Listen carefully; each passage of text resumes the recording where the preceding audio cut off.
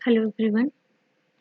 आज के लेक्चर में हम बात करेंगे पावर पॉइंट 2010 में एनिमेशन टैब के बारे में। लास्ट लेक्चर में हमने ट्रांजिशन के बारे में बात की थी और इस लेक्चर में हम एनिमेशन के बारे में बात करेंगे।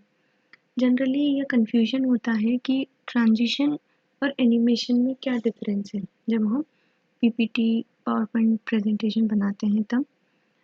तो इसका डिफरेंस ये है कि ट्रांजिशन जो है वो एक स्लाइड से दूसरे स्लाइड पर ट्रांजिशन करते समय किस स्टाइल में ट्रांजिशन होना चाहिए, क्या इफ़ेक्ट्स होने चाहिए, वो सब हमारे जो ट्रांजिशन टैब में फीचर्स अवेलेबल हैं हम उनकी मदद से डिसाइड करते हैं।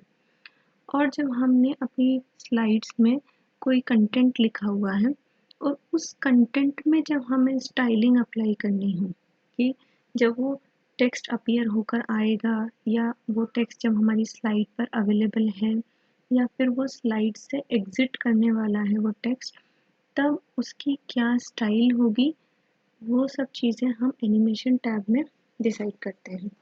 यह हम आगे देखते हैं इस लेक्चर में। यहाँ जैसे हमने ट्रांजिशन टैब की मदद से हमने इस प्रेजेंटेशन के जो स्लाइड वाले ट्रांजिशन है वो पहले से ही कर चुके हैं। अब हम करने वाले हैं एनिमेशन।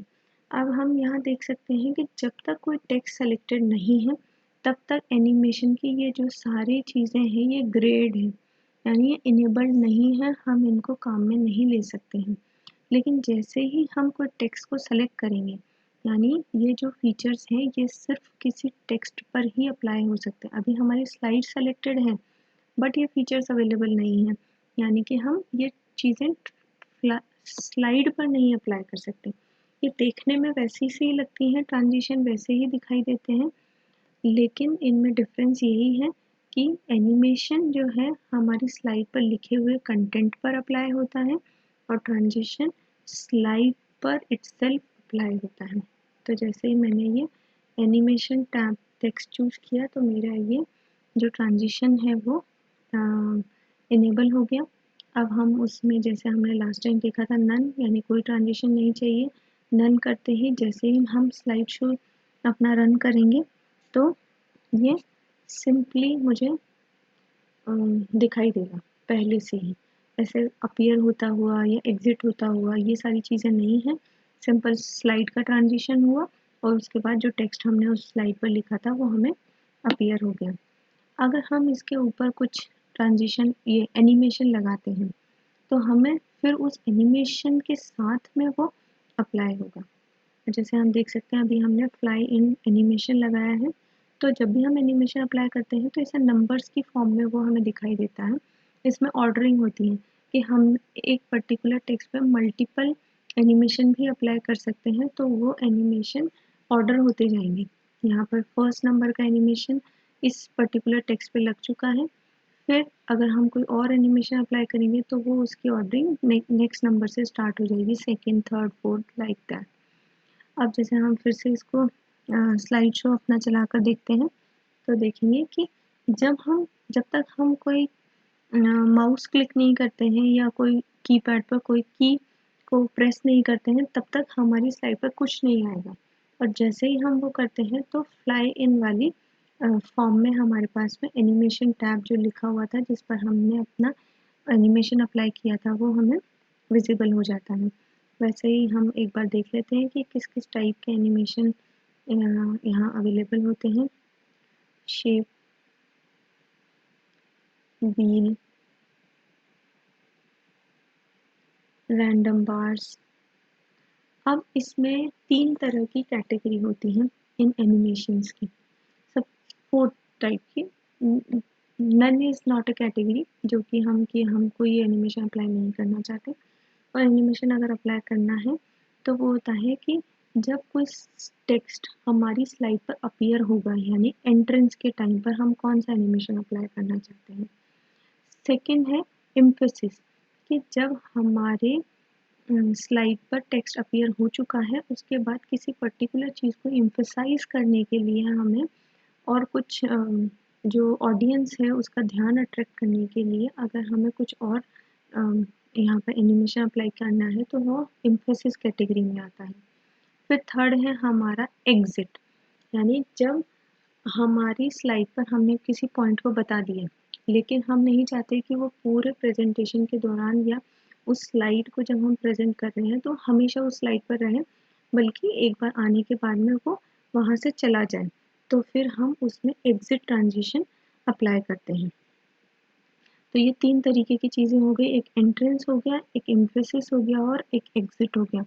एंट्रेंस में जब टेक्स्ट अपीयर हो रहा है तब का, एम्फेसिस जब टेक्स्ट पहले से हमारे पास अवेलेबल है और उसे एम्फेसाइज करने के लिए हमें यूज़ करना है तब हम इन ट्रांजिशंस का यूज़ करते हैं। और एग्जिट तो हम एग्जिट वाले जो ऑप्शंस अवेलेबल हैं उनका यूज़ करते हैं। फिर लास्ट है हमारा मोशन पाथ।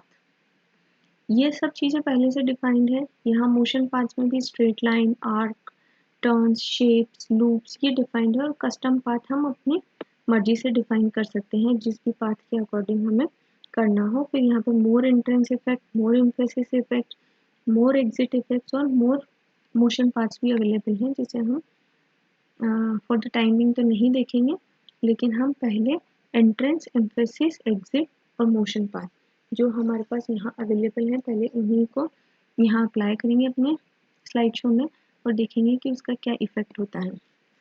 तो हमने एनिमेशन टैब पर एक एंट्री वाला ट्रांजिशन तो हमने अप्लाई कर चुके हैं जो कि ऐसे हाईलाइटेड फॉर्म में हमें दिखा देगा कि यहाँ पर ये रैंडम बार्स वाला ट्रांजिशन अप्लाइड है। फिर अगर हम यहाँ पर इस टाइप से अगर हम एम्फेसिस वाला ट्रांजिशन अप्लाई करते हैं, फिर हमारा आता है एग्जिट ट्रांजिशन कि अगर हमें उस किस टाइप से वो एग्जिट होगा।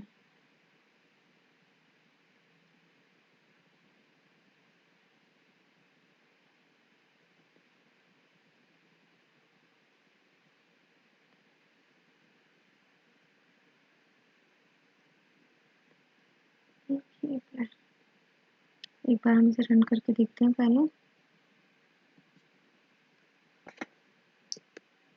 ये एम्फेसिस वाला ट्रांजिशन अप्लाइड है कि पहले से हमारे पास टेक्स्ट जो है एंट्रेंस वाला हम देख चुके हैं कि पहले स्लाइड पर कुछ नहीं था, फिर जब हमने क्लिक किया तब वो पर्टिकुलर जो टेक्स्ट था वो अपीयर होकर आया। अभी स्लाइड पर पहले से टेक्स्ट अवेलेबल था लेकिन उस टेक्स्ट को और एम्फेसाइज करने के लिए हमने एक ट्रांजिशन लगाया जिससे हम इसे दोबारा से कुछ ऐसा लगाते हैं ताकि वो विजिबल हो। यहाँ पर पहले से अवेलेबल है। अब हम जैसे ही कोई भी की प्रेस करते हैं तो उस पर्टिकुलर टेक्स्ट को एम्फेसाइज करने के लिए वो वाला ट्रांजिशन यहाँ पर लगता है जो कि एम्फेसिस वाला हो गया। फिर हमने थर्ड देखा था एग्जिट वाला। अगर हमें एग्जिट करना है, एग्जिट करते टाइम कैसे वो जाना चाहिए टेक्स्ट, तो यहाँ फ्लाई आउट या जूम करते हुए जाना है या श्रिंक एंड टर्न करते हुए जाना है, तो उस टाइप से ये अवेलेबल होगा। ये हमारा टेक्स्ट पहले से आ गया और अब इस टेक्स्ट को हम नहीं चाहते कि स्लाइड पर हमारे प्रेजेंटेशन के दौरान पूरे टाइम ये रहे और हमें इसे एग्जिट करना है, जबकि हमें उसी स्लाइड पर रहना है। तो हमने एग्जिट ट्रांजिशन लगाया है और एग्जिट ट्रांजिशन लगाने पर हम उसी स्लाइड पर रहेंगे, लेकिन जो टेक्स्ट जिस पर हमने एग्जिट ट्रांजिशन लगाया था वो अपने ट्रांजिशन के साथ में वहाँ से चला जाएगा और मूव हो जाएगा और प्रेजेंटेशन हमारा उसी स्लाइड से कंटिन्यू रहेगा। फिर हमारे पास जैसे पहले देखे थे हमने कि कैसे इफ़ेक्ट ऑप्शंस हैं कि इफ़ेक्ट एज वन ऑब्जेक्ट, ये पूरे एक ऑब्जेक्ट की तरह ही चला जाएगा। हम जैसे जूम वाला ऑप्शन है तो ऑब्जेक्ट सेंटर में या स्लाइड सेंटर में जाना चाहिए, इस हिसाब से। वाइप है तो वाइप किस डायरेक्शन में होना चाहिए, फ्रॉम लेफ्ट वाइप होना चाहिए या फ्रॉम बॉटम वाइप होना चाहिए, फ्रॉम राइट या फ्रॉम टॉप वाइप होना चाहिए। इस प्रकार से जो भी हम अपने एनिमेशन का स्टाइल चूज़ करेंगे, उस एनिमेशन के स्टाइल के अकॉर्डिंग डिफरेंट इफेक्ट ऑप्शंस भी हमारे पास में अवेलेबल हो जाएंगे। ऐड एनिमेशन में भी वही सारी चीज़ें हैं जो हम पहले देख चुके हैं। अब एक ऑप्शन जो हमें देखना है वो है मोशन पाथ वाला, कि जैसे हमने यहाँ पर, अब हम सेकंड स्लाइड पर जाते हैं और वहाँ पर देखते हैं कि जैसे ये पॉइंट 1 जो हमारा लिखा हुआ है, इस पर हम मोशन पाथ वाला एनिमेशन अप्लाई करना चाहते हैं। तो अगर हमने लाइन वाला चूज़ किया तो ये इस तरीके से उस पर्टिकुलर लाइन पर मूव करेगा। हम उसकी लेंथ को बढ़ा भी सकते हैं, कम भी कर सकते हैं, उसकी जो भी जिस भी डायरेक्शन में हमें उसे मूव करवाना हो उसमें हम उसे मूव करवा सकते हैं। तो हम प्रीव्यू से देख सकते हैं कि किस टाइप से वो चला जाए, कैसे मूव होगा। फिर नेक्स्ट है हमारी आर्क। ये सब प्री डिफाइंड है बट इनकी लेंथ को, इनकी पोजीशन को, उनको हम चेंज कर सकते हैं। फिर नेक्स्ट है हमारा टर्न्स, कि टर्न लेते हुए या इस तरीके से शेप वाली फॉर्म में, तरीके से लूप वाली फॉर्म में, ये हमने, अब हम पॉइंट 2 पर अप्लाई करके देखते हैं अपना मोशन। तो ये 8 फॉर्म करते हुए, और लास्ट है हमारा कस्टम पाथ। अगर हमने कोई कस्टम पाथ बनाया है कि इस तरीके से वो टेक्स्ट मूव होना चाहिए, तो वो पॉइंट 2 जो हमने जो कस्टम पाथ अपना बनाया था, उस कस्टम पाथ पर ये पॉइंट 1 और पॉइंट 2 जो हमने वो लाइन खींची, अपना कस्टम पाथ बनाया, उस कस्टम पाथ पर जाकर मूव हो जाता है। फिर इसमें मोर एंट्रेंस इफेक्ट्स भी हैं, इसमें बहुत सारे हैं जो हम और भी यूज़ कर सकते हैं। फिर नेक्स्ट ऑप्शन है हमारा एनिमेशन पैन। एनिमेशन पैन में हमने जितने भी एनिमेशन अपनी एक स्लाइड पर अप्लाई किए हुए होंगे, वो सारे एनिमेशन यहाँ पर हमें वो दिखाएगा। कि जैसे पॉइंट 1 लिखा हुआ है हमारा टेक्स्ट, उसके ऊपर हमने इस टाइप का टर्न वाला एनिमेशन ऐड किया हुआ है। और फिर सेकेंड एनिमेशन हमारा पॉइंट 2 पर अप्लाइड है, जो कि हमने कस्टम पार्ट डिफाइन किया है, और उस कस्टम पार्ट पर अब एनिमेशन अप्लाई किया है अपने पॉइंट 2 पर। फिर ट्रिगर करने का, कि हम कब उस एनिमेशन को ट्रिगर करना चाहते हैं, slide number, place holder, title पर क्लिक करने पर, जिस पर भी हमें क्लिक करना हो उसके अकॉर्डिंग हम उसके ट्रांजिशन एनिमेशन को ट्रिगर कर सकते हैं। स्टार्ट, वही on click, with previous slide, after previous, with previous, after previous की पहले वाला जो है उसी के साथ साथ चलेगा, पहले वाले एनिमेशन के साथ में, या फिर पहले वाला ख़त्म होने के बाद चलेगा। फिर आता है हमारा ड्यूरेशन, कि जो एनिमेशन हमने अप्लाई किया है उस एनिमेशन का ड्यूरेशन कितना होगा, एक एनिमेशन से दूसरे एनिमेशन के बीच में जो ड्यूरेशन है वो कितनी देर की रहेगी। रीऑर्डर एनिमेशन, कि अगर हमें इन एनिमेशन को रीऑर्डर करना है, जैसे अब जो कस्टम वाला एनिमेशन है वो ऊपर चला गया, तो जब हम स्लाइड को रन करेंगे तो पहले कस्टम पाथ वाला एनिमेशन आएगा, क्योंकि हमने इसे रीऑर्डर कर दिया, और जो टर्न वाला एनिमेशन था वो बाद में अप्लाई होगा। तो जैसी भी हमारी रिक्वायरमेंट हो हम इनकी आपस में रीऑर्डरिंग कर सकते हैं, यहाँ से प्ले करके देख सकते हैं, प्रीव्यू करके देख सकते हैं।